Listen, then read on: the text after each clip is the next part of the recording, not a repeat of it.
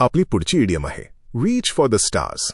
परत ऐका, reach for the stars याचा English meaning to aim for high goals किंवा स्ट्राइव्ह फॉर ग्रेट अचीव्हमेंट्स. तसेच याचा सोपा मराठी अर्थ सांगायचा तर उच्च उद्दिष्टे ठेवणे, कठीण गोष्टी प्राप्त करण्याची मनीषा असणे. ही इडियम लक्षात कशी ठेवायची? आकाशातील चांदण्या म्हणजेच स्टार्स गाठणे सोपे नसते. जेव्हा तुम्ही चांदण्यांना गवसणी घालण्याचे स्वप्न पाहता तेव्हा तुमचे ध्येय अत्यंत उच्च असते, बरोबर? अगदी त्याचप्रमाणे आयुष्यात जेव्हा एखादा माणूस खूप मोठे स्वप्न पाहतो आणि ते मिळवण्यासाठी कठीण ध्येय निश्चित करून अफाट धडपडतो तेव्हा तो यशाचे सर्वोच्च शिखर गाठण्याची मनीषा बाळगत असतो. म्हणून लक्षात ठेवा, रीच फॉर द स्टार्स या इडियमचा इंग्लिश मिनिंग आहे to aim for high goals किंवा स्ट्राइव्ह फॉर ग्रेट अचीव्हमेंट्स. आपली पुढची इडियम आहे इन हिज एलिमेंट. परत ऐका, इन हिज एलिमेंट याचा इंग्लिश मिनिंग अ situation wear one feels comfortable किंवा कॉन्फिडेंट अँड केपेबल. तसेच याचा सोपा मराठी अर्थ सांगायचा तर अत्यंत आरामदायक किंवा तल्लीन वाटेल अशी वेळ. ही इडियम लक्षात कशी ठेवायची?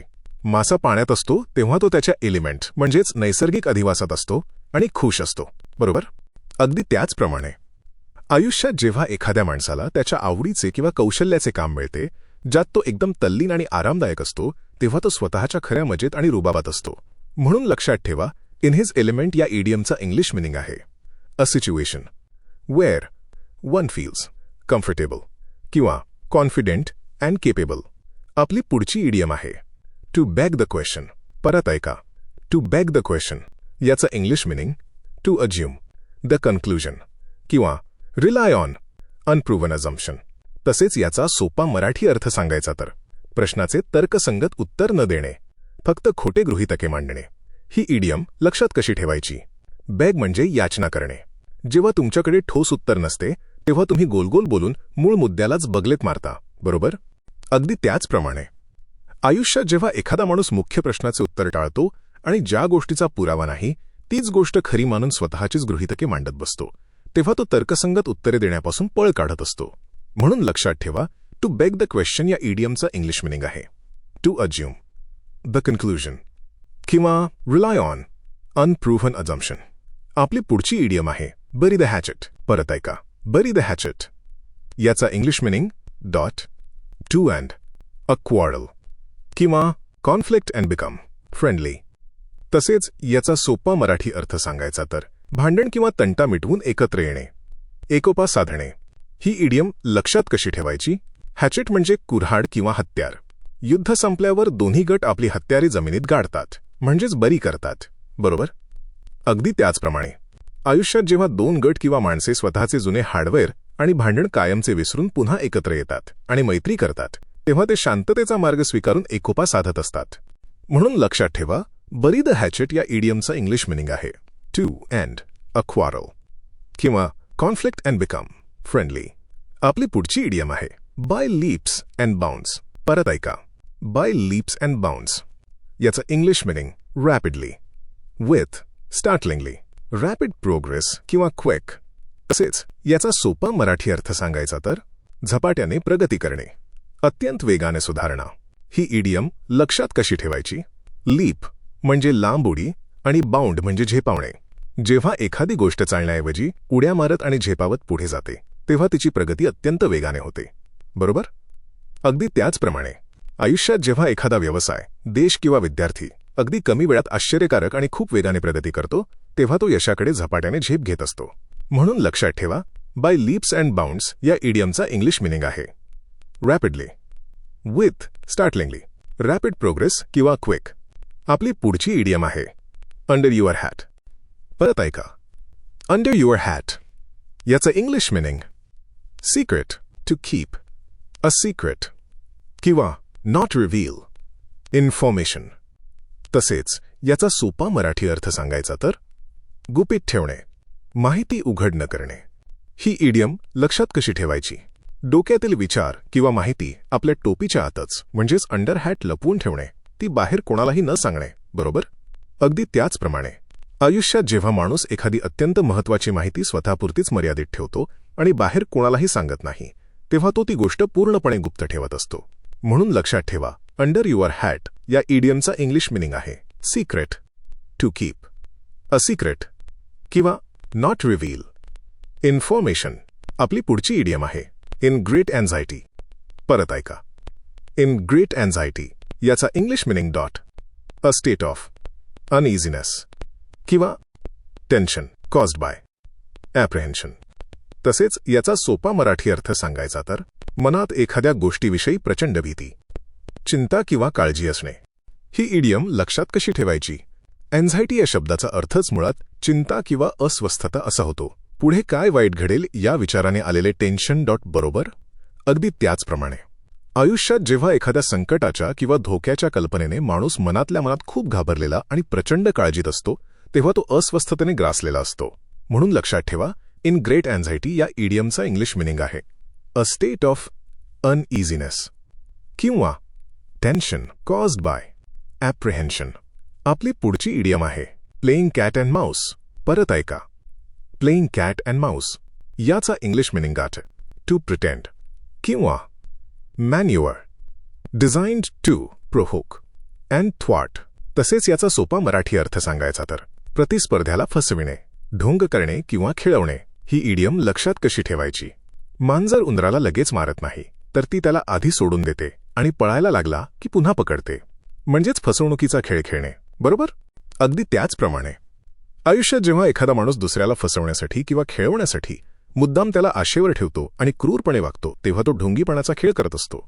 म्हणून लक्षात ठेवा, प्लेइंग कॅट अँड माऊस या इडियमचा इंग्लिश मिनिंग आहे टू प्रिटेंड किंवा manoeuvre, designed to provoke and थ्वाट. आपली पुढची इडियम आहे स्टीअर क्लिअर. परत ऐका. स्टीअर क्लिअर याचा English meaning to avoid, keep away from किंवा कीप समबडी ॲट बे.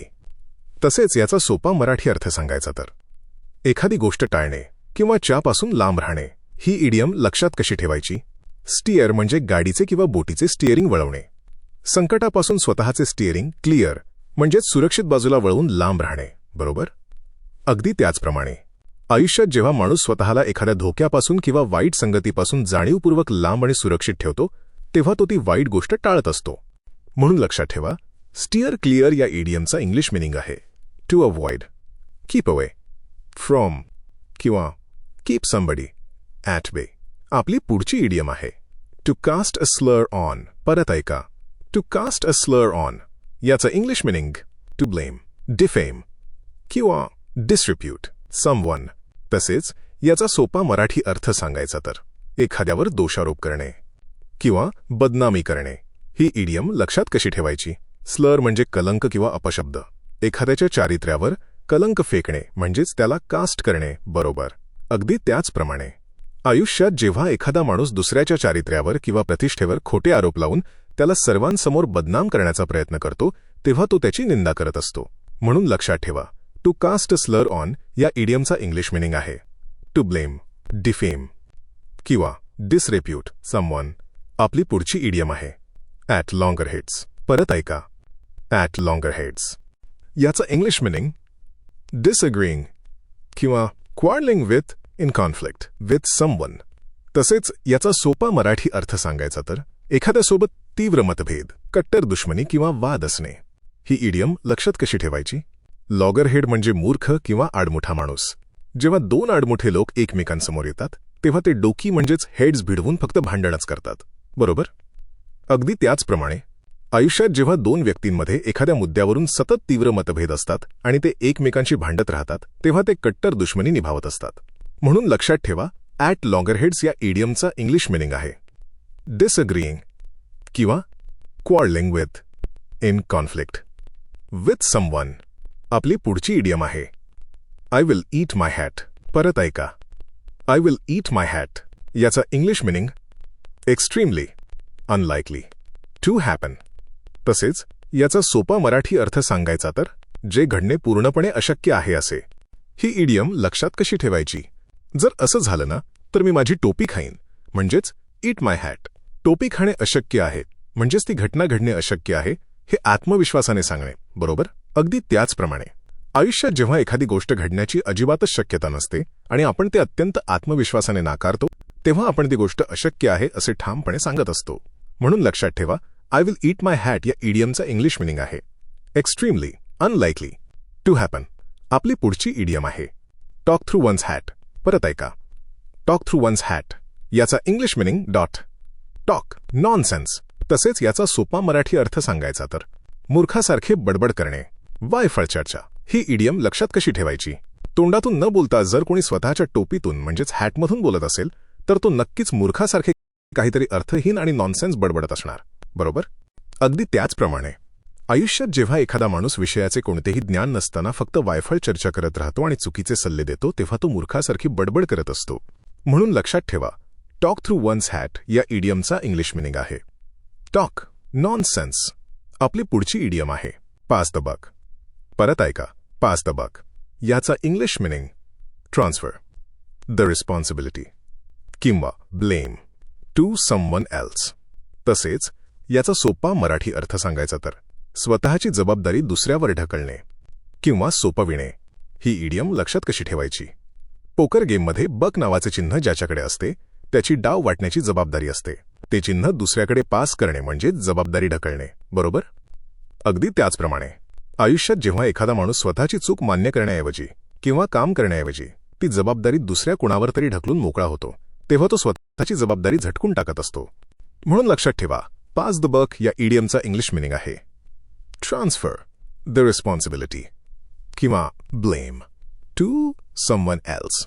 आपली पुढची इडियम आहे टॉक्ड शॉप. परत ऐका. टॉक्ड शॉप याचा English meaning discuss matters concerning one's work किंवा at as an inappropriate occasion. तसेच याचा सोपा मराठी अर्थ सांगायचा तर अयोग्य प्रसंगी केवळ आपल्या कामाशी संबंधित चर्चा करणे. ही इडियम लक्षात कशी ठेवायची?